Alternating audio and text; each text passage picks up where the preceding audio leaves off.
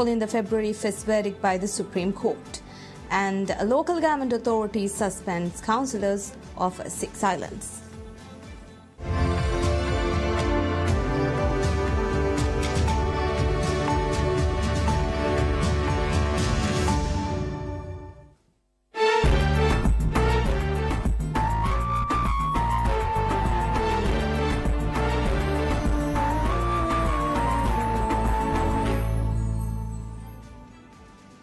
Hello and welcome to PSM News in English with me, Fatmat Sara.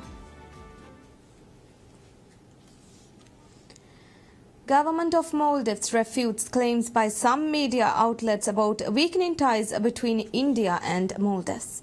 In an interview to PSM News, Minister of Defence and National Security, Adem Sharif Omar, stated that relations between India and Maldives are time-tested and assured of strengthened relations between the two countries. Defence Minister Adem Sharif affirmed that communications are still proceeding as before between two countries, adding that there are no risks for Maldivians living in India or vice versa. Highlighting that India is a close partner and friend to Maldives, the Defence Minister lauded the swift response by India in times of need. The Defence Minister stated that India is ever ready to assist Maldives and would not hesitate to do so, even if Maldives seeks assistance from India today. Noting that India is closely monitoring the situation in Maldives, the Defence Minister said that India wishes for Maldives to solve its internal matters internally. Minister of Home Affairs Azleen Ahmad defends the government's actions to stabilise the country following the February 1st verdict by the Supreme Court. The Home Minister stated the government acted accordingly to stabilise the country, noting that the Supreme Court ruling of February 1st had been implemented, the country would have transformed into a mafia state. Speaking on a program aired on PSM News, Home Minister Azleen said the ruling issued on 1st of February has been nullified by the Supreme Court, in turn nullifying the need for the government to implement it. He noted that all actions of President Abdullah Yamin Abdul Qayyum were in accordance with the Constitution, and there were no actions that can be singled out as outside legal limitations. Furthermore, Minister Azleen lauded the security forces, highlighting their efforts to uphold the law. He underscored if President Yamin had not declared a state of emergency, the country would not be experiencing peace and stability today. The minister concluded by reiterating the call to refrain from all actions that could compromise national security. Supreme Court of Maldives commences hearing in the case filed with the Supreme Court by the opposition to nullify the amendments brought to Judges Act. The procedural hearing was conducted to decide on whether to proceed with the case by the opposition.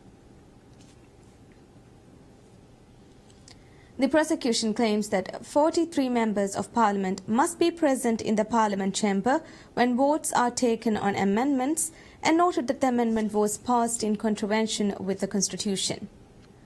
They urged the Supreme Court to therefore nullify the amendment to the Judges Act. Lawyers representing the government said in response that the amendment to the Judges Act was in accordance with the Constitution and that it was not necessary for 43 members of Parliament to be present in the chambers when the vote was taken, as the impact from the amendment would not apply to the general public.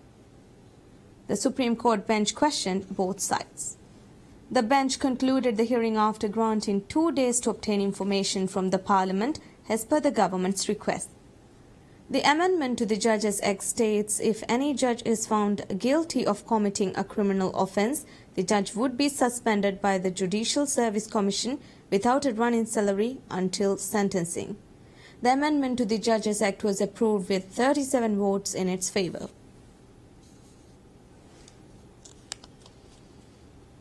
Criminal Court of Maldives grants Chief Justice Abdullah Said a 5-day period to respond to charges raised against him. The state charged Chief Justice Abdullah Said with obstructing the work of the government, alleging that Abdullah Said ordered court employees to shut down the state's intranet on February 4th and 5th. During the hearing, the Chief Justice's defense attorney questioned the presiding judge about the procedure that should be followed in the trial. In response, the judge clarified that the general procedure will be followed. The judge assured the Chief Justice of his constitutional rights, but not the rights suspended by the state of emergency decree. The presiding judge noted that upon expiration of state of emergency, the general procedure would be followed. If found guilty of charges, Chief Justice Abloh Said is expected to face a sentence of 4 months and 28 days of imprisonment. Local government authority LGA suspends councillors of 6 islands for a period of 1 month without wages and allowance. LGA suspended the mayor and deputy mayor of Addu City Council along with 2 councillors of the city. LGA also suspended the president of Kamadu, the president and vice president of Tuladu Island Council, 4 members of Tiddu Island Council and all the members of Istu Island Council were also suspended, along with 2 members of Maimbudu Island Council. According to LGA, council members were suspended in relation to the press statement issued overruling the powers bestowed to them under the Decentralization Act.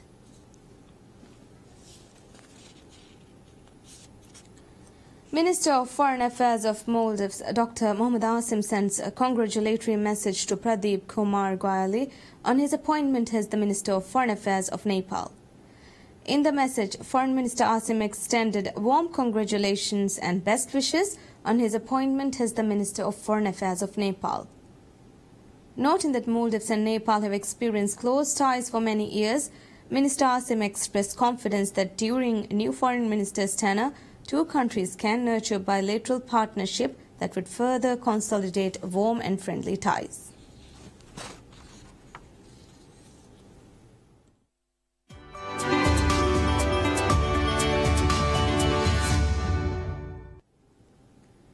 Official data shows that housing prices remain largely stable in major Chinese cities in February amid the government's tough purchase restrictions. The National Bureau of Statistics showed new residential housing prices declined in 12 of the 15 first-tier cities monitored by the government in February compared with January. However, those in another 55 major cities surveyed posted slower or flat month-on-month growth.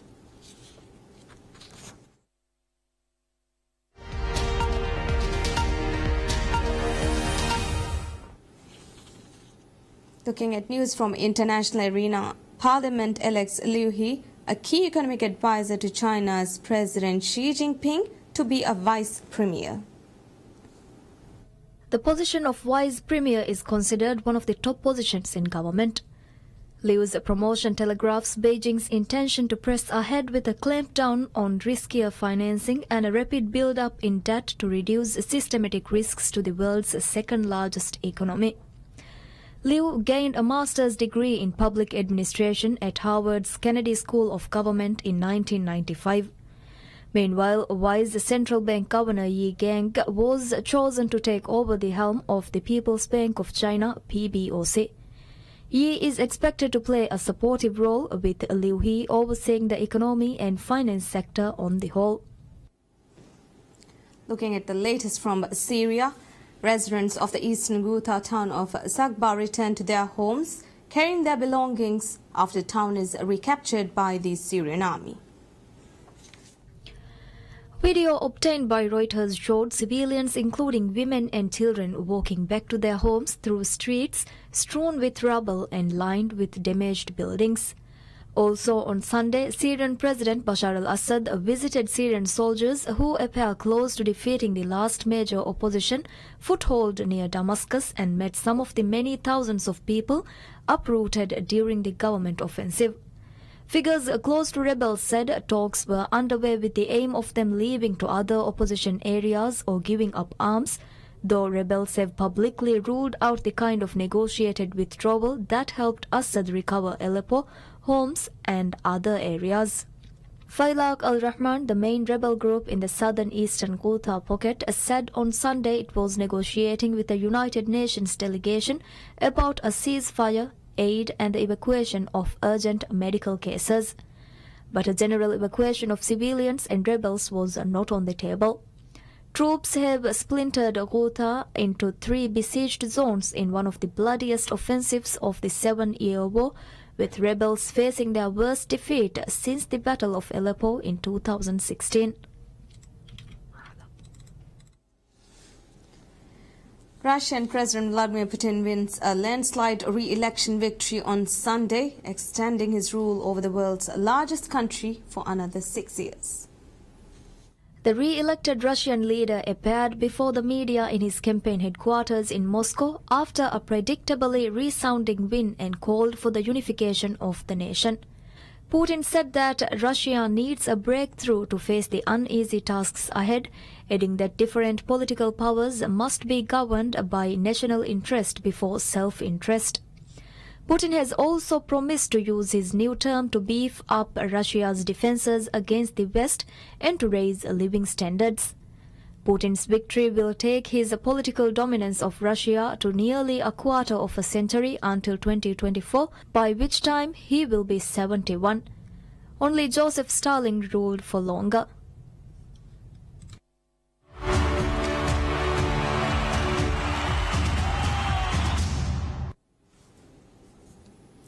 RB Leipzig comes back from a goal down with Naby Keita scoring once and setting up the other goal to stun Bundesliga leaders Bayern Munich 2-1 and rekindle their Champions League hopes. It was Leipzig's first ever win over the Bavarians and moved them up to 43 points in 6th place and within striking distance of a top 4 finish.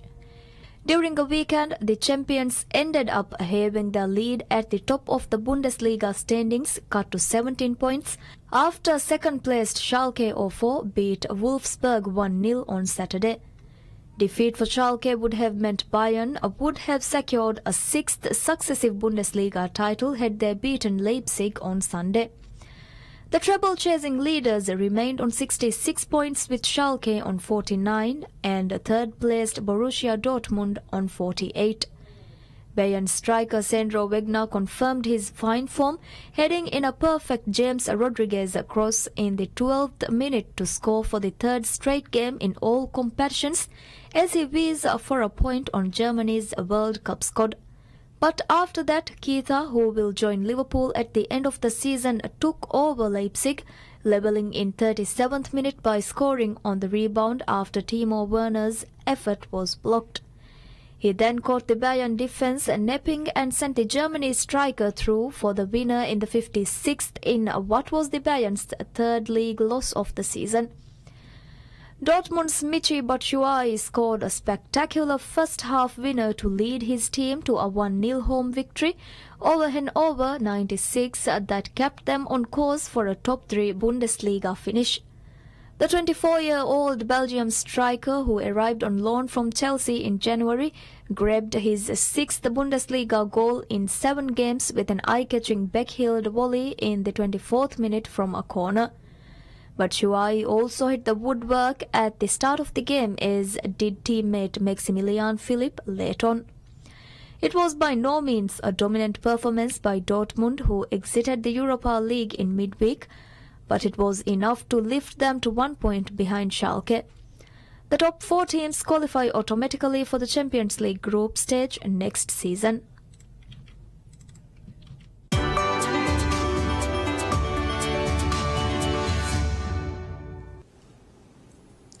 With just 2 months to go before US actress Meghan Markle weds Britain's Prince Harry, the question many are asking is, what will she wear?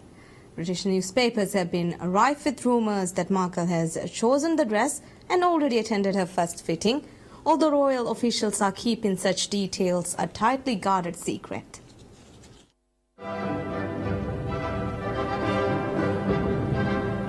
The choice of wedding gown designer has prompted much speculation in newspapers and magazines ever since Harry, the 5th in line to the throne, and Markle announced their engagement last November.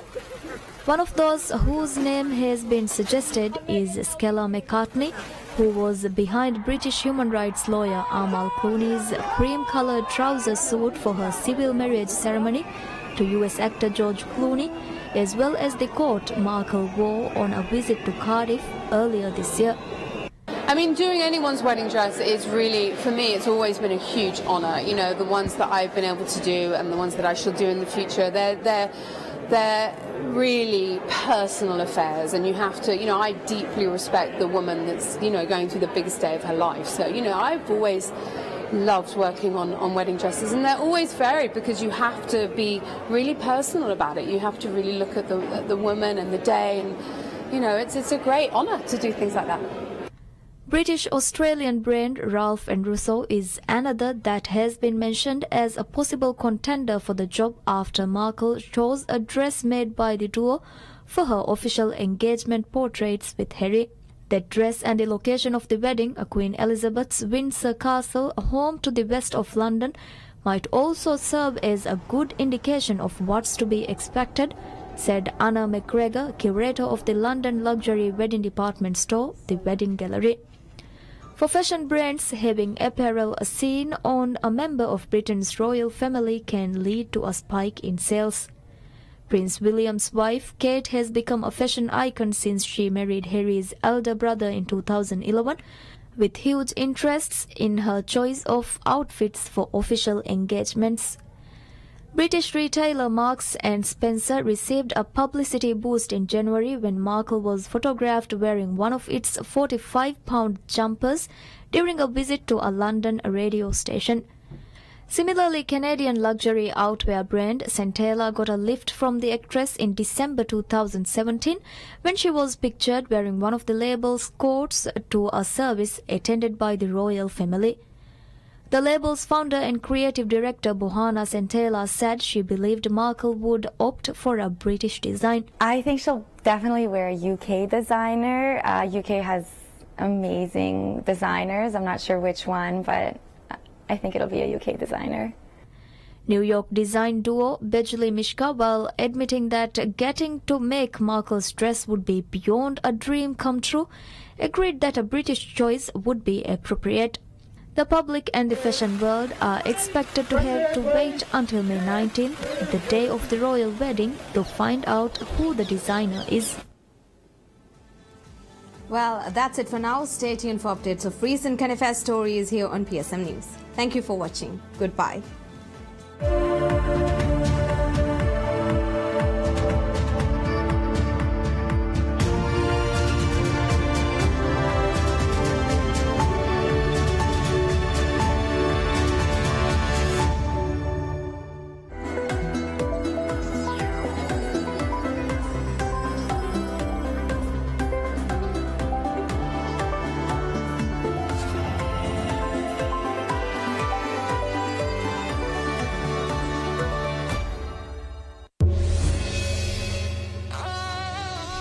World cup के एम्मे रंगालू एम्मे पूरी हम coverage ಗೆಣಸ್ತೇಣಿ ಆಳ್ಗೊಂಡ್ಮೆ ಆಳುಗೊಂಡಗೆ team ತಯಾರು ನಿಷ್ಟಕ್ಕೆ ಹವಾಸಾಯಂ ಬೇರುಗೆ ವಾಹಕತಕಾಯ ರಹ ಹೇವರ್ coverage का ಅಳ್ಮೆನ್ ತಯಾರು world cup ಗವಾದಕೋರ team ತೋಗೆ ತಯಾರಿ ತಕ ಮಂಜರ್ ತಕ ಏಕಿ report ತ ಆಳ್ಗೊಂಡ್ಮೆಗೆ ಕವರೇಜ್ ತಜ್ರಬಾಕಾರ ಅನಲಿಸ್ಟುಂ ಗೆ ತುರು ಮಾಲೂಮಾತ್ ಮುಸದಿ ಜುವಾನ್ ಕುರಿಮಾವ್ ಗೆ ಅನಲಿಸ್ಟುಂ ಆಳ್ಗೊಂಡ್ಮೆನ್ ತಾರಫ್ ಕುರಾಣಂ ವರ್ಲ್ಡ್ ಕಪ್ का ದಿವೆಹಿಲ್ಲಗ ಫೋರಿ ಆಳ್ಗೊಂಡ್ಮೆಗೆ ಎ ಫೋರಿಗೆ ಗೆಣಸ್ತೇನೆ दजन्स के हुरिहा गिनतिया का बट्टन कुरे फावा शोता गेनस्तिन मुगा PSM स्पोर्ट्स के तजुर्बाकार टीम को अर्गन वस मीरी तैयारा तफात क्विज तक सोशल